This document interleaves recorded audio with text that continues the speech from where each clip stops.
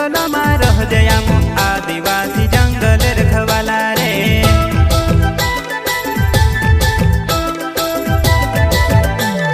चल जंगल जमीन काजे पूजे रे आदिवासी दुनिया ने रखवाला रे। बाप देव खतरी काजे पूजे रे आदिवासी सबसे निराला रे।